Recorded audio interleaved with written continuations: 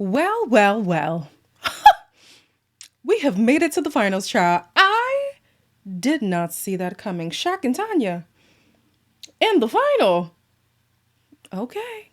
Hello, everybody. Welcome back to my channel. My name is Queenie, for those who don't know me, reviewing Love Island Season 9, Episode 47. Before I get into it, please make sure to like this video, subscribe and hit the bell, and leave a comment down below. Also, for some extra support, you can follow me over on my TikTok, my second YouTube channel, and on my Instagram. Now, speaking of Instagram, I was doing a little scroll, and whenever I watch Love Island, my whole Instagram feed is just Love Island, not feed, but explore page, right?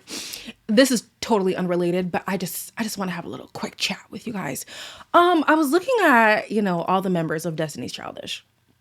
And of course, we know this is the first woman who has ever entered Destiny's Childish, ironically enough, considering the name.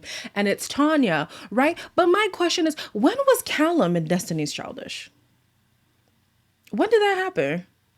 Because let's be for real. Maybe y'all don't feel the way that I felt, but I was like, Shauna was just insufferable. Shauna was just insufferable. And after the show, wasn't it exposed that she had a boyfriend the whole time? If anybody's supposed to be in Destiny's Childish, it technically is supposed to be Shauna. And who Callum left Shauna for is still his girlfriend to this day. I don't think that he was childish about it, but okay. On to the episode itself. Shaq is saying that him and Tanya becoming girlfriend and boyfriend was a long time coming. She just looked insane, and then the setting itself with all the lights and the roses, and I felt like she was my girl before, but now it's like official sort of thing. When I was live, was that earlier this week? That feels like it was a week ago, honestly.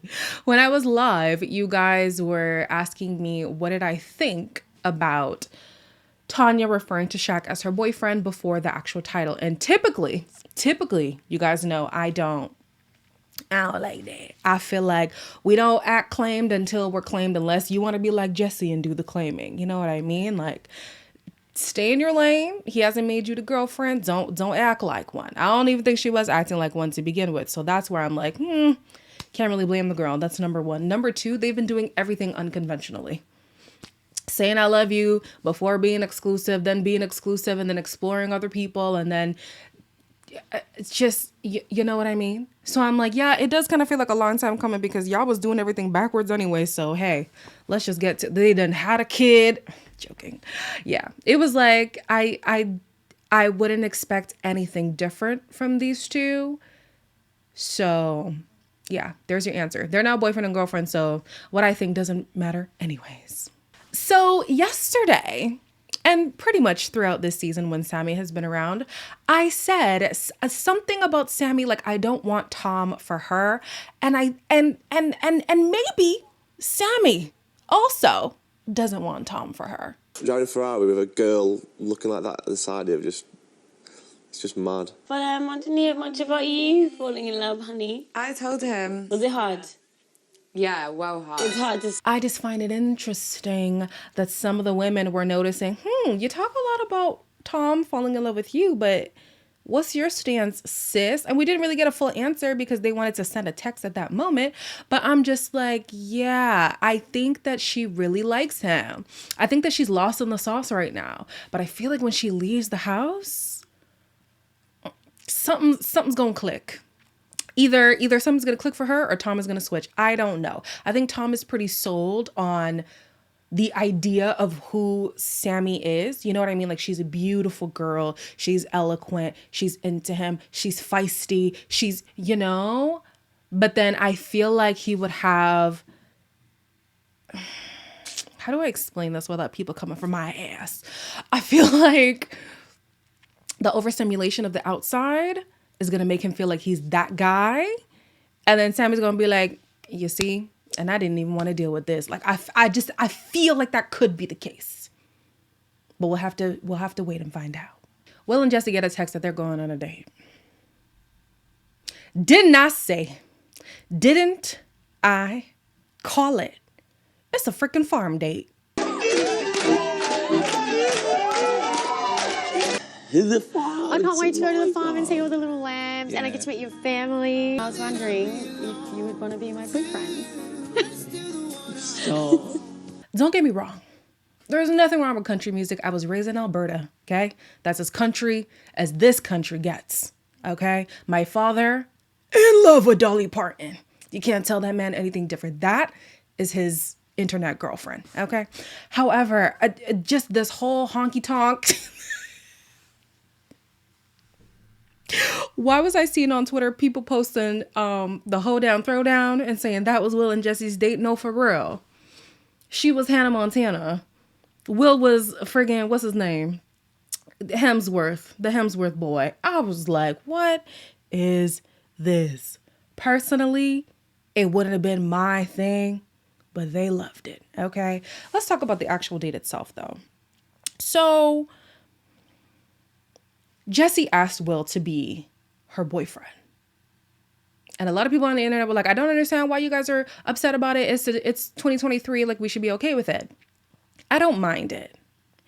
But as I'm watching Jessie and this date, I feel like she is trying to, or she has a desire to escape what she's used to.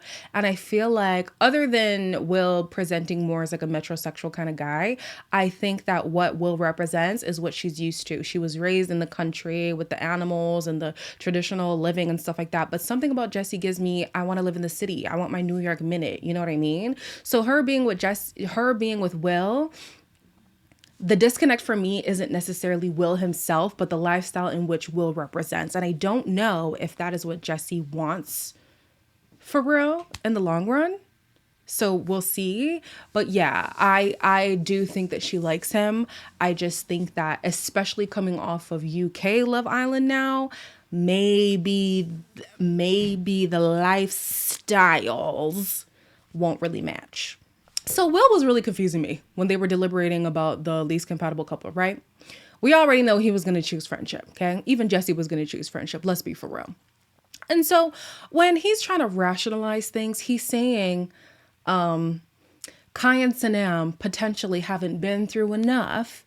However, Shaq and Tanya have been through too much. That's how I perceived it. And I'm thinking to myself, well, if you're trying to make a just case, then make it make sense. Because if you're going to say Kai and Sanam potentially could be least compatible because they haven't gone through anything, but then you look at the couple who's gone through stuff and you're like, ooh, but that was bad though. Maybe they're least compatible. It's clear you're trying to find something that is unjustifiable, you know what I mean? And for Ron, I didn't really hear them contemplate too much outside of the fact that they think that Ron is playing a game. And I'm like, no, you want to vote Ron because Ron isn't your bestie. You were never going to vote for Tom. You were likely not going to vote for Shaq.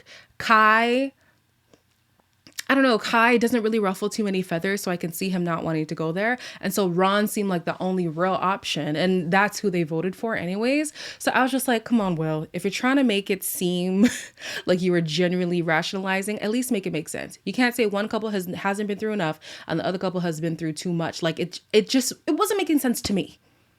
As y'all know, I could be reaching. It just didn't make sense to me. Kai and Sanam, thank God, went on a romantic date that just nullified the whole backyardigans thing that was happening a few minutes prior.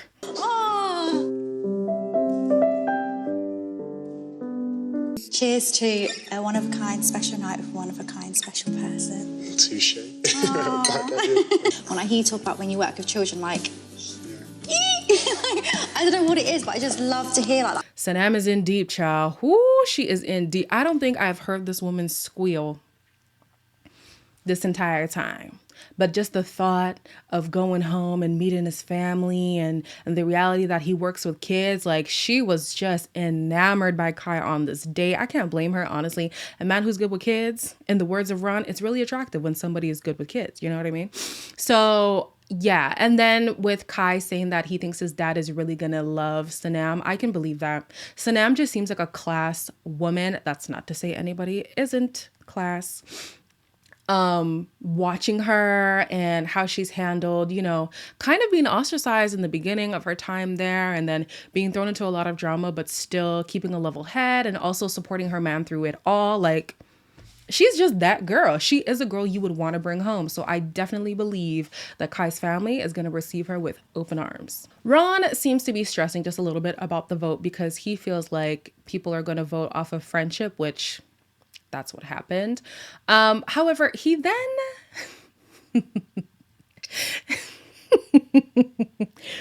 he then, for whatever reason, asks Lana, well, so when we're on the outside, do you think I'm gonna be different?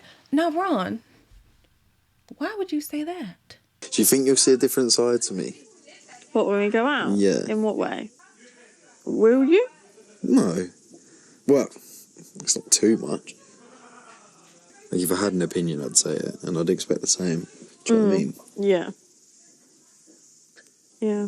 He says in the villa he's been biting his tongue a lot. And I'm so sorry, you guys. I'm so sorry, you people who are Ron and Lana supporters. It's really hard to not think that he's a game player when he just says these incriminating things that just don't make sense to me. Like, why are you admitting that you've been biting your tongue through this why? Why? And he's like, yeah, on the outside, I'm definitely going to be a lot more honest and I'm not going to lie just to appease you. So is that what you've been doing in the villa? Like, it just don't make sense. And the fact that it came from his mouth specifically, I'm like, see, Ron, again, the people who ride for you, you're not making it easy for them. You are not making it easy for them. You are handing this game player trope on a silver platter to the rest of us who already believe it, you know? And I literally said, I think Ron and Lana can work if Ron can, as Sarah Destiny says, focus on his focus. But I don't think he will. I don't think he will focus on his focus. And isn't that another thing? Guys, let's really dig into it, okay? Because he said he would like to get Lana's number. For me, why are you putting yourself in the driver's seat when we're in a relationship mutually? I feel like we should both have each other's number. And it's not like well, I just got to wait for him to text me because I don't even have his digits. No, we're swapping numbers and I will be FaceTiming you immediately. You better pick up. Anyways, child, the villa gets a text to go over to the fire pit and the votes are exposed. Well, not who voted for who, but where the numbers lie. And Will and Jesse got 2 votes. Kai and Sanam got 1 vote. Lana and Ron got 2 votes. This means this is Lana's first time being in the bottom. Whoo, honey. It must be tough. It must be tough. Lana has had a damn near perfect run in this villa, but people are just not buying if Ron is being for real or not. That partly, and also partly, there are relationships that people are trying to maintain in the villa. So they are going to be the bottom couples. I'm genuinely shocked Tom and Sammy didn't get a vote though. Again, I know it's about friendship, but I genuinely thought Tom and Sammy would have copped 1 vote at the very least. Ron and Lana did vote for Jesse and Will and vice versa. I feel like Ron and Lana wasted their vote. Y'all should have put it on Tom and Sammy. For real.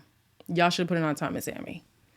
Anyways, speaking of Sammy, Sammy's talking to Tanya, and they're basically, they're frustrating me again, Tanya specifically, because she believes that Kai and Sanam should technically be least compatible because they haven't gone through anything. With Kai, this is the first girl that he's got with that his head didn't turn. These two haven't been through nothing.